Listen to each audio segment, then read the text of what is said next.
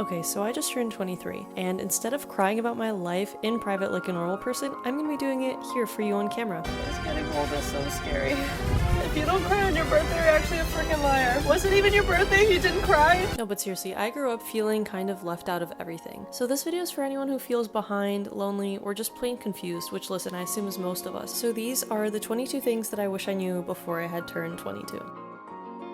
Number 1, nobody is thinking about you nearly as much as you think. You guys give yourselves honestly too much credit for how much people actually think about you. You know, I'm gonna wear this to school. What is this person gonna think? I'm gonna post this on my Instagram. Are these people gonna think I'm weird? Like, the extent to which our brain tells us that people are judging us and thinking about us is so much worse than what it actually is. Or when you're with your friends, if you mention someone, what's like the maximum time you'll spend talking about them? 30 seconds? 1 minute? How long after that conversation ends do you spend actively thinking about them? Confidence is a skill, not a personality trait. I know this because I was easily one of the most insecure and self-conscious people out there back when I was growing up. I remember in high school, I was always comparing myself to other people, my friends. I feel like these are things that teenagers think about, you know, like you do worry to an extent how your social circle perceives you. All I thought about was other people and it literally ate me up. I thought that would go away when I went to university. It didn't, even though my life was a lot more stable then in terms of like physical changes and mental changes and my hormones were stabilized. Cool.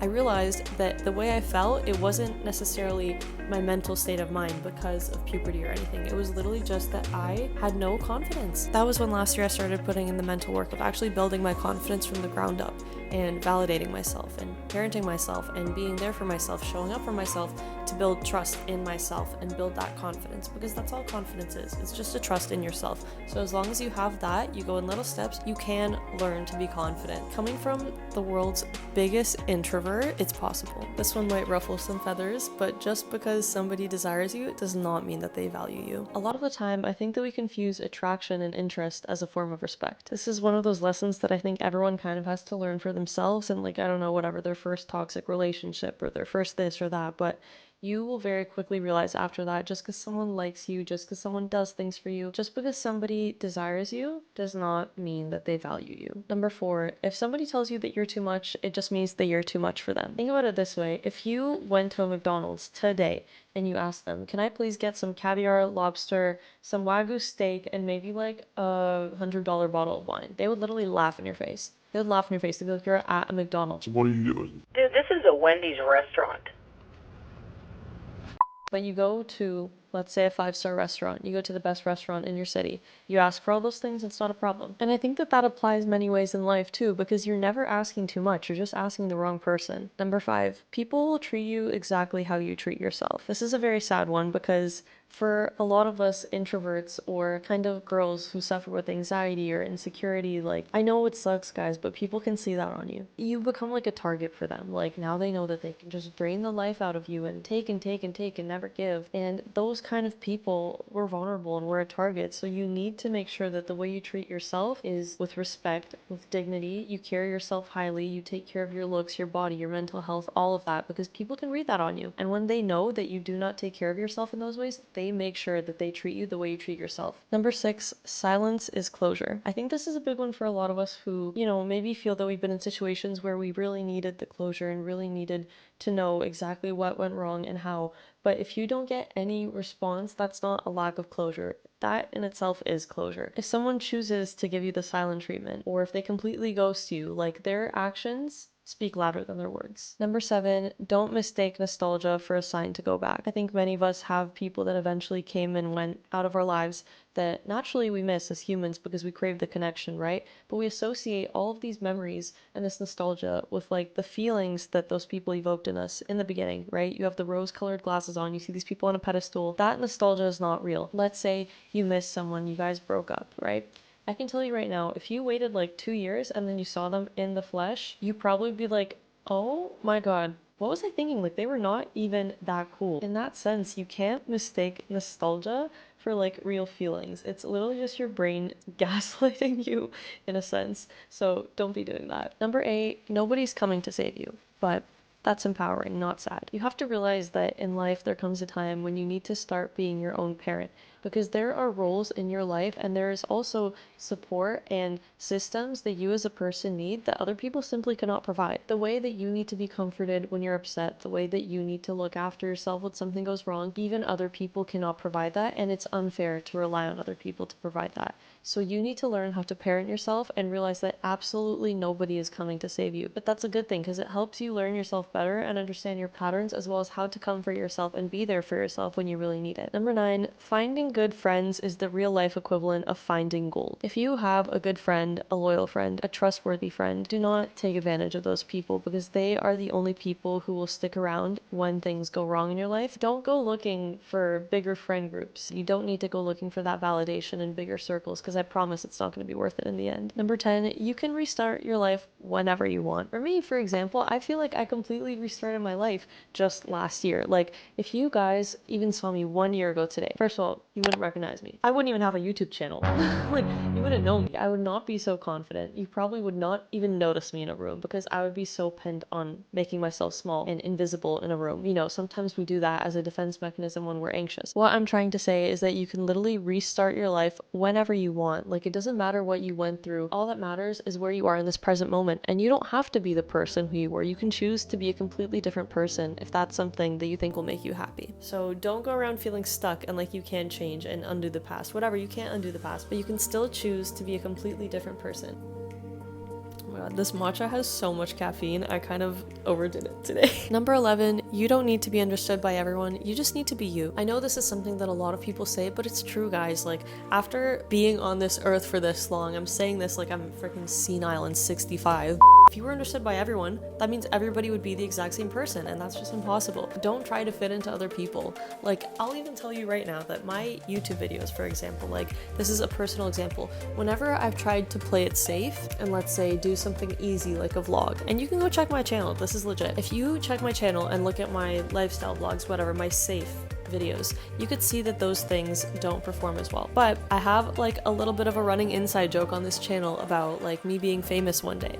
So whenever I do those videos, if you see this before I'm famous, you're early. Those have like provocative titles, okay? Like, you guys are probably here because of those videos, because the titles provoke you a little bit and you're like, oh my god, like what? Like, I need to click this. What is this girl saying?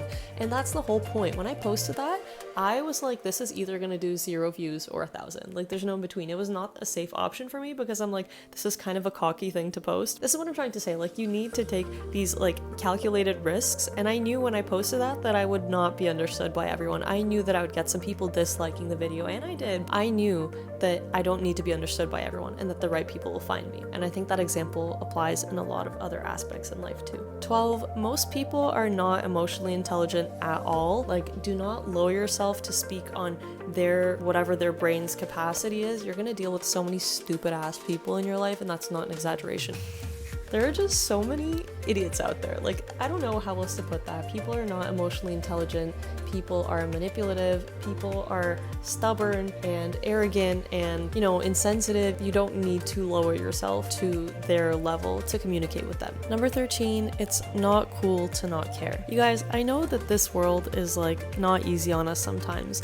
And I know that we all go through these little like eras where we're very closed off and cold and kind of almost like we're walking around with our emotions off, because that's the way that sometimes the world makes you. But not caring really is not cool. Caring is rare. You have to realize that. Caring is rare. Caring means you're human. There's nothing worse than somebody who's been so hurt, but because of that, they're so emotionally closed off that they cannot function in society anymore. They project their lack of care onto other people. If you can recover from that and still be able to wear your heart on your sleeve, if you can do that, you're literally golden. And to go along with that, a soft life requires hard boundaries, because people will absolutely take advantage of that. If you people please just a little too much, you'll be getting walked over your whole life. So in order to protect yourself and your peace and your softness, you need to make sure that you have hard ass boundaries. You do not let people disrespect you, and you definitely do not let them take advantage of you, not even once. because then they'll just know that they can keep doing it and doing it and doing it and doing it again. Number 15, not every loss is a bad thing. I can confidently say that a lot of the things that in the moment seem like losses to me are failures. Like me getting rejected from one of my dream schools, let's say in like a few years ago, I remember I really wanted to go to this one school. They rejected me. I ended up going to a different school. But other things ended up happening that were important at the other school that I ended up going to, and I see that that was just not my path. Everything that you go through, if you consider it a loss right now, it could be a step towards something else in the greater good for your future. So you always have to think that life is not happening to you. That's such a negative mindset. Please don't ever think that. I know it can feel like that sometimes, that life is just nonstop and it's happening to you, but life is always working out for you and in your favor. In the grand scheme of things, in the bigger picture, there will come a day when you're gonna look back and be like, damn, that was not really a loss. Now that I look back, like that actually was a step that led me in the right direction. Number 16, you don't always need to know the next step. You just have to take the step. Again, I'm going to reference my YouTube because this is something that I've struggled with, but I told you guys this a few times. I've wanted to do YouTube ever since I was a kid. My whole photo booth is just videos. All my family vacations when I was younger, I'm vlogging them. I never posted them. Literally my first video, go watch it right now. You can see that even in the video, I'm explaining how I've never even edited a video before. I'm like learning the software as I'm vlogging, and I'm documenting my first time editing that exact video. You could see it took me an hour to do 2 minutes of footage. Like you could see the voice, like the voice effects were off, the sound levels were bad. I had clips with like more brightness than others. Like I was not good, you know what I mean? And like look at my videos now. I think I'm still learning, but there's a more consistent improvement. And if I didn't start and I was just waiting for myself to like get good at YouTube before doing YouTube, I would never do YouTube and I would never be good at YouTube. So you just need to take a step. You know, you don't need to have it figured out. Most things you learn in the process anyways. So if you don't feel like you know everything, don't wait around waiting for yourself to know everything. That day won't come. 17, there's a difference between being liked and respected. I think I touched on this briefly in terms of somebody desiring you and actually respecting you, but I want to say this in a more general sphere because this can also apply in work relationships, friendships, even family relationships. Unfortunately, people can always stop liking you. I know for a fact if I went over to one of your houses and I ran over your dog, you would not like me anymore. You know, you would not be commenting under my videos, slay queen, love these tips. No, you'd be like, why the fuck did you run over my dog? So I feel like you need to remember that people can always switch like this. Just because someone likes you in the moment, that doesn't mean they're going to like you forever. But when someone is loyal to you and they respect you, that's a completely different thing. They can still be loyal and hold their respect to you even if they stop liking you. If somebody doesn't like you, it's almost never personal. When people don't like you, it's number 1, jealousy. Number 2, you trigger something in them, a part of themselves that maybe, let's say you have amazing grades. You trigger them because they wish they had amazing grades, right? So if people don't like you, literally never take it personal. But if there is someone in your life who doesn't like you and you're just sitting there wrapping your mind around it, trying to figure out why doesn't this person like me? Why am I always left out? Why do people think I'm weird? If people don't like you and there's no logical reason besides, like, I don't know, maybe you ran over their dog for all I know, it is almost always you triggering something that they want to keep hidden. If you don't try, you'll be stuck watching people objectively worse than you succeed. I love this quote and I think I've actually used it a few times on this channel in my other videos. I think it's true because even when I was not doing YouTube yet and I was still kind of on the viewer end and I was watching other like vloggers and stuff like that, I was watching people that had started way earlier, right? Like for the most part, I'm sitting there and I'm just thinking if I had started when they started, I would be where they are, you know what I mean? So because I didn't start, I was stuck in this place where I was watching a person who, no offense, is objectively worse than me at something succeed. So I started realizing if you don't try, you'll be stuck doing that your whole life. You need to start taking the steps and trying even when you don't have it all figured out, or else you'll be stuck watching people objectively worse than you succeed. Number 20, you need to learn to be your own parent to break free of generational trauma. I know that this is something that hits very close to home because everybody in one way or another has childhood trauma. Like even our parents, they like unintentionally traumatize us. Like everyone knows that their parents traumatized them. Obviously, I'm not like excusing anyone if you have like actually like objectively terrible parents. I'm not excusing that. So whatever mistakes they make, they've never been parents before. So if you want to break free of that generational trauma, you need to learn to be your own parent. And that's kind of something that I said earlier in this video. You need to learn your own patterns, how to comfort yourself. Everyone's different. So you need to stand up for you and you need to take almost like an adult perspective. I almost visualize me as a little kid because, like, you know, I imagine myself with like the short little hair and the bangs, and you know, at some point I was bald, but like we'll get into that another time. You know, imagine adult me like holding her hand and kind of like hanging out with her and making sure that she's taken care of, and that's kind of how I see myself. You know, I take care of younger me, so I try to be my own parent sometimes. 21, your mindset is your reality. If you actually visualize in your brain, if you close your eyes right now and you visualize a lemon on the table, visualize a lemon, grab the lemon.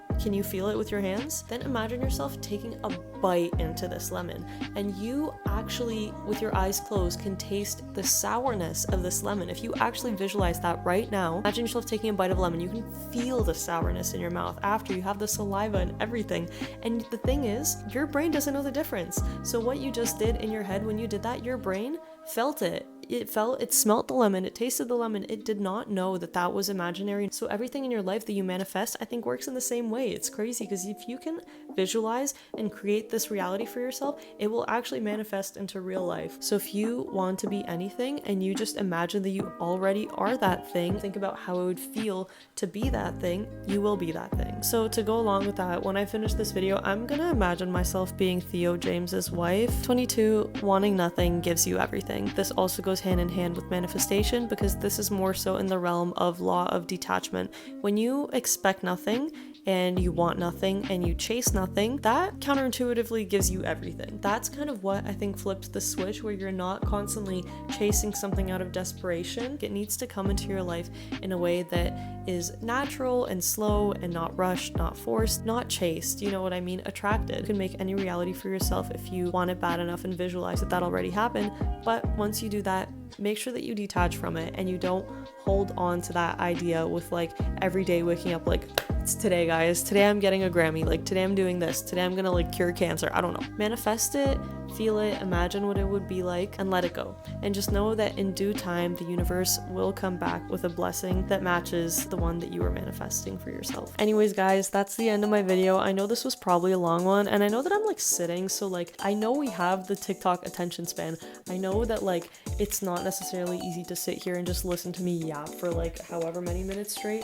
I don't know, let me just put like Subway Surfers over this. Actually, that makes a difference. I mean, like I deadass will, like I might just put Subway Surfers over this video. I will be crying, probably. I feel like it's a canon event to cry just a little on every birthday, especially when you exit your teens and you're kind of like, dang, I'm actually getting older, it's sad. I'm actually gonna have probably a birthday vlog posted next week if you're interested. I'm gonna have my like birthday day that I'm gonna be vlogging me getting ready and like, you know, I have a dinner with my parents, and then later on I'm also gonna have my birthday party vlog, since I know that's more of the fun stuff that you guys actually want to see. But yeah, I hope you enjoyed this video. I hope you found it insightful. Like, again, I know I'm like a little bit of a yapper, so I'm sorry if I bored you, but if you're here, like, hey, I salute you. Your attention span is actually intact, and that's surprising for this generation. I will have my TikTok and my Instagram linked below in case you want to follow me on those socials, and as always, I will see you next week.